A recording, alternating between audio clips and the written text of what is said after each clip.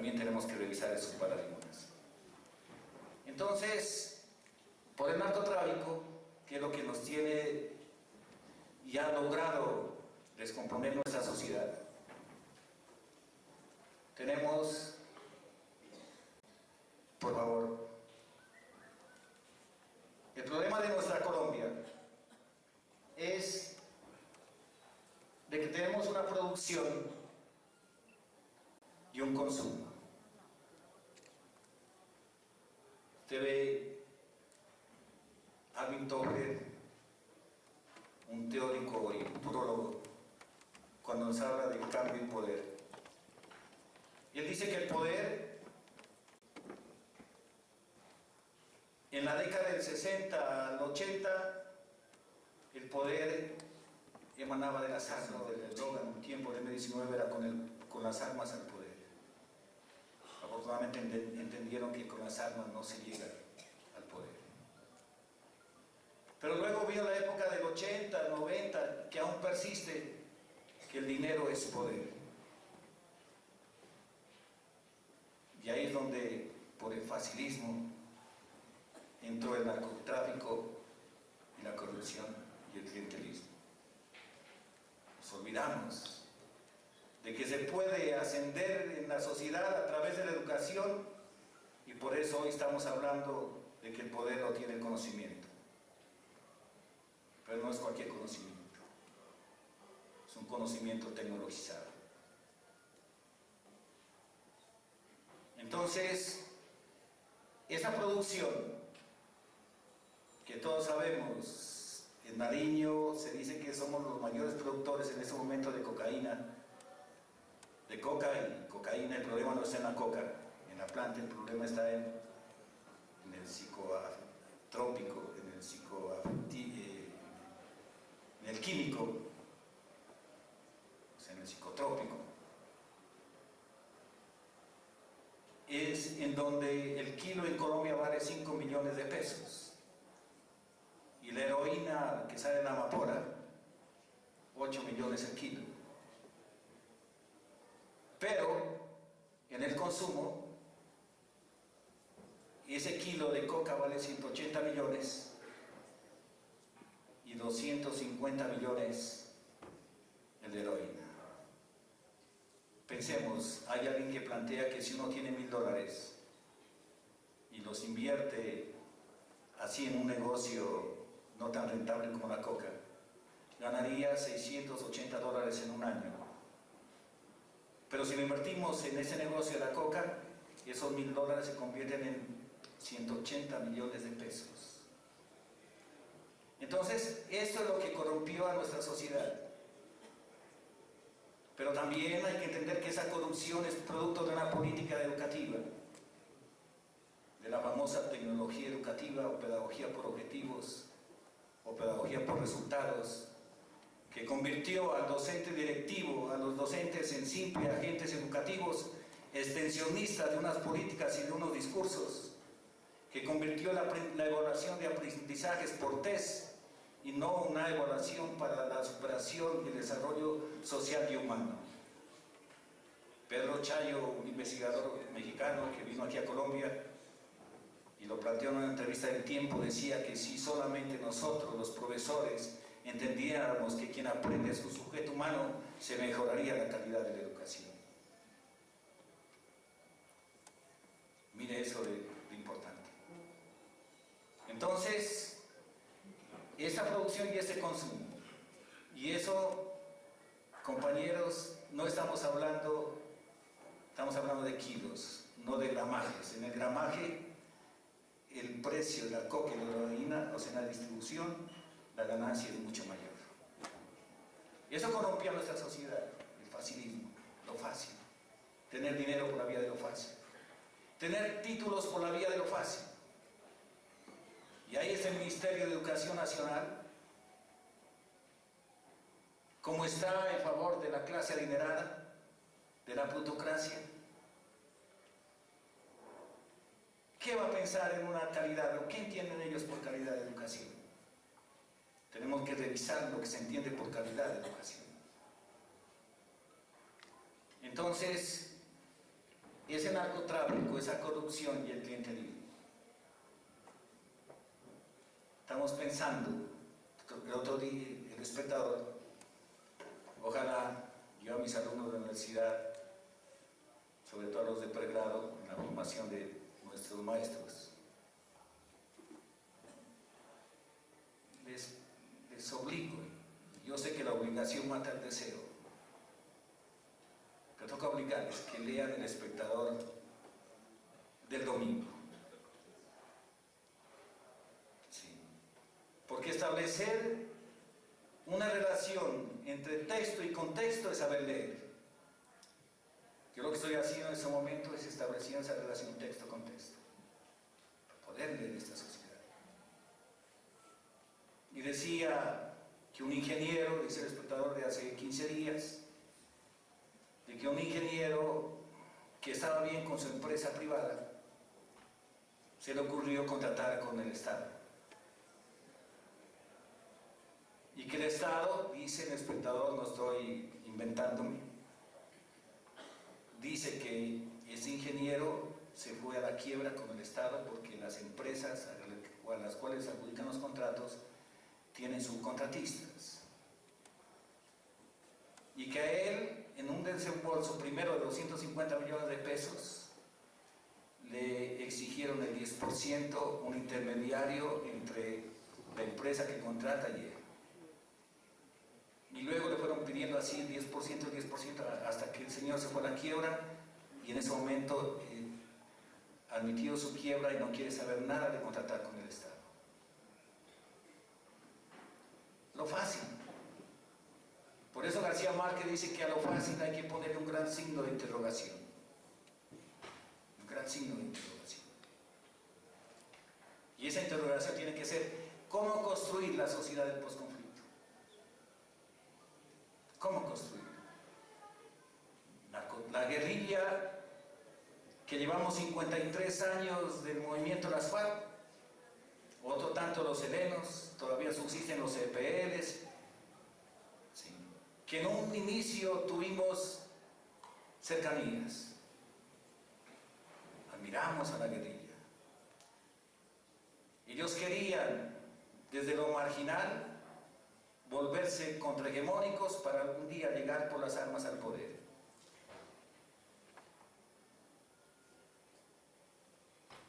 Pero abandonaron sus principios, el poder de la filosofía. Platón decía que cuando Sócrates hablaba de la república perfecta, ojalá nosotros como directivos docentes luchemos por la república perfecta socrática. Y Platón decía que esa república perfecta socrática solamente puede ser posible cuando los reyes y los príncipes sean filósofos. Pero el problema decía que esos príncipes y reyes se alejaron del poder de la filosofía. Y la filosofía es para fabricar conceptos, para hacer conceptos. Nosotros, compañeros docentes directivos, tenemos que fabricar un concepto de lo que es la sociedad que tenemos que reconstruir, que es la sociedad del posconflicto. ¿Cómo será la salud, la paz?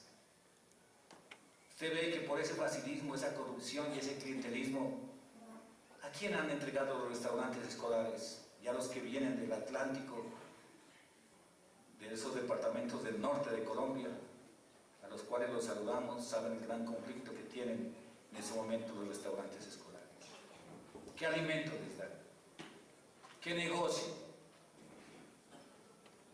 Negocio. Ojalá a nuestros niños, desde niños, cuando los niños de Guatemala gritaban la semana pasada, decían lo siguiente: yo tengo 8 años y sé que robar es malo. Ojalá, mire, ahí está la educación política. No se olviden que la política viene de esa palabra hermosa que se llama nosotros. Y nosotros etimológicamente significa el sujeto que sale hacia el otro. Y por eso en ese billetico de 1000, que nos parece que eso no alcanza lógicamente para un poder adquisitivo,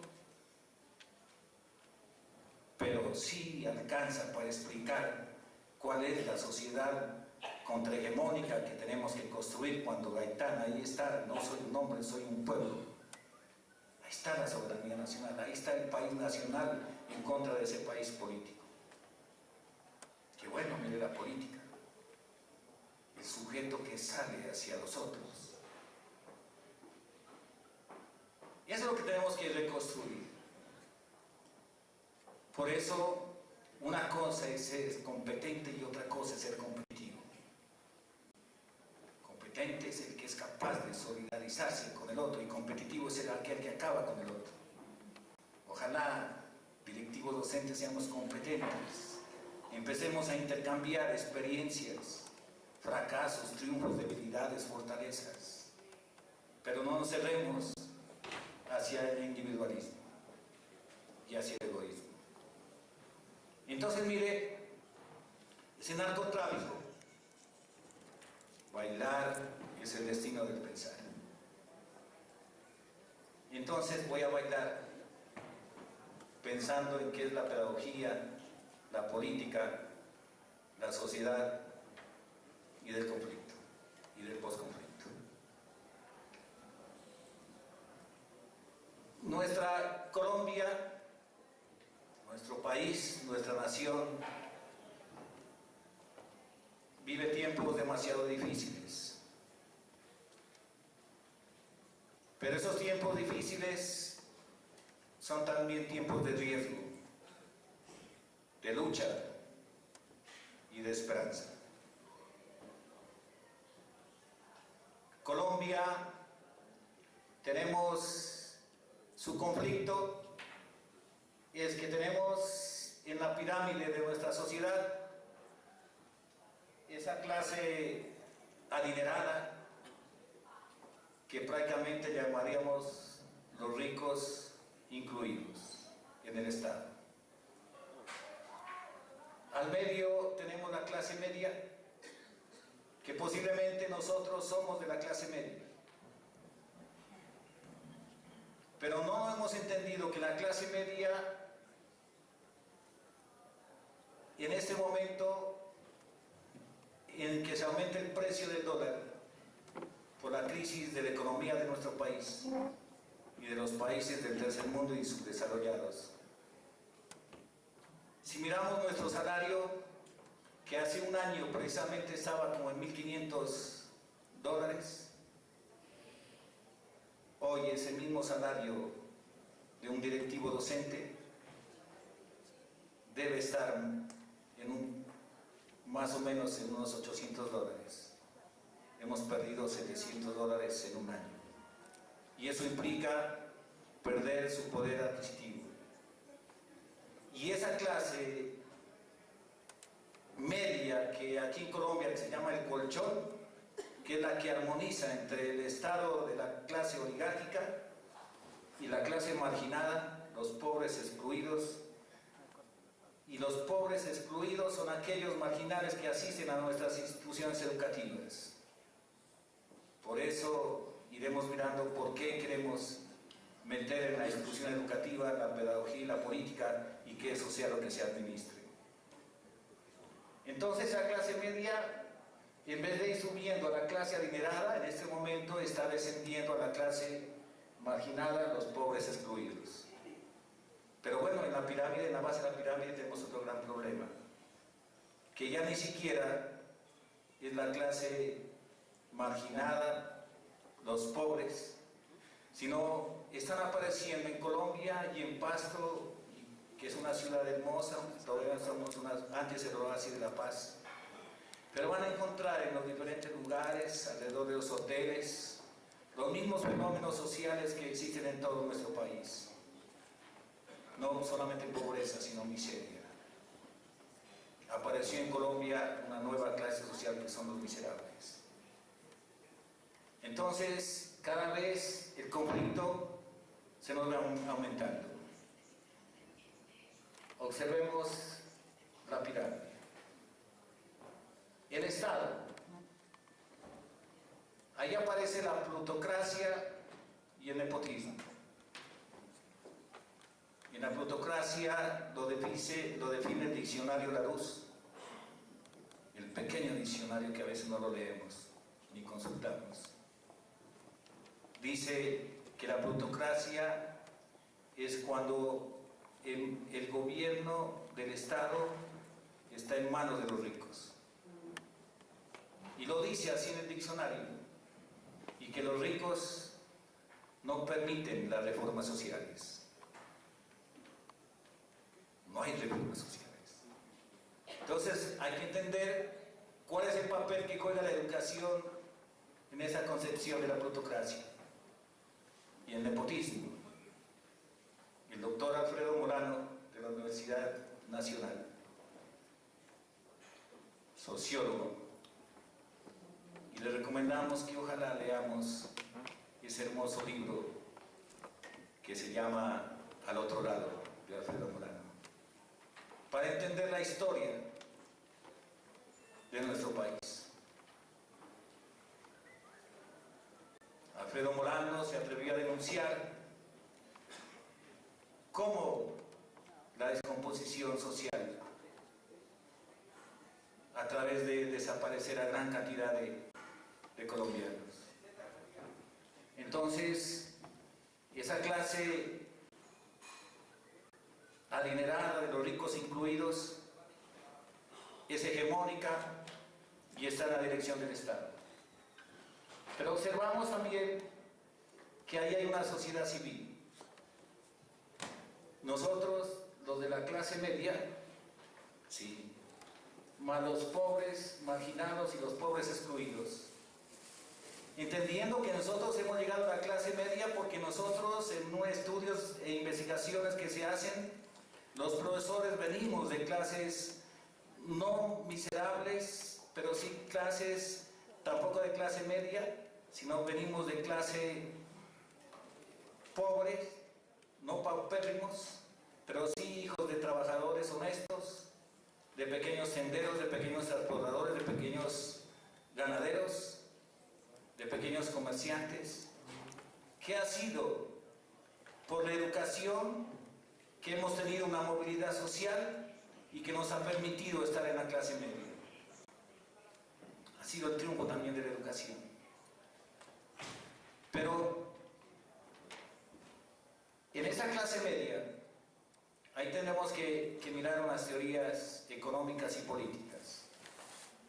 Hay algunos autores que plantean que la clase media como colchón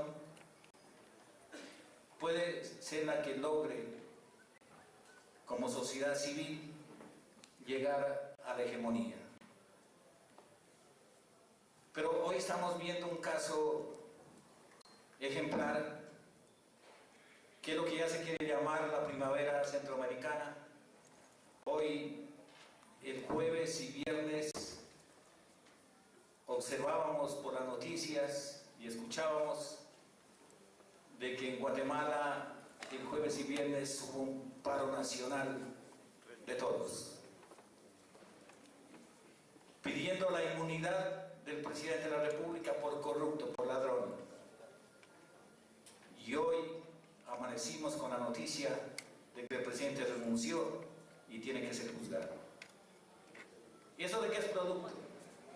De la movilización de la sociedad civil, en que no es la clase media, sino es la clase media y todos los sectores marginados, excluidos de la sociedad.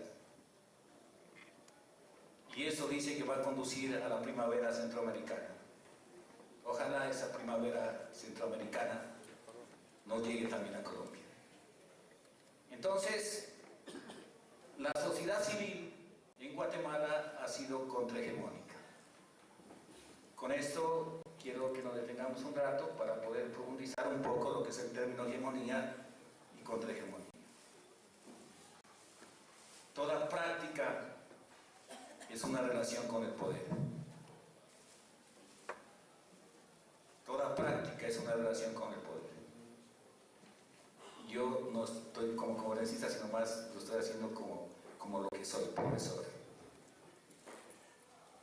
El profesor significa el que profesa una fe, el que tiene un proyecto, el que tiene un un sueño social. Mi sueño social desde que fui rector, o mejor desde que fui estudiante de licenciatura, fue que algún día nuestras clases marginadas sean desde la contrahegemonía, lleguemos por la sociedad civil a la dirección del Estado. Y eso tiene que ver con la educación. Entonces, si toda relación, toda práctica es hegemónica, es poder, el docente directivo también ejerce una práctica relacionada con el poder. No hay prácticas neutrales ni en la administración, ni en la pedagogía, ni en la política, menos en la docencia. O sea, aquí viene la pregunta al servicio de qué poder estamos nosotros y cuál es nuestro papel protagónico como sociedad civil. O somos de disonancia cognitiva, así como Maduro habla de socialismo, nosotros hablamos de democracia, pero lo planteamos como palabra hueca, no como posibilidad y lenguaje práctico. ¿Al servicio de quién estamos? Son preguntas. Entonces, toda práctica es un intelectual orgánico al poder o un intelectual histórico a la sociedad civil. Colombia, además de tener plutocracia, nepotismo, desigualdad social, hemos tenido narcotráfico, corrupción y clientelismo.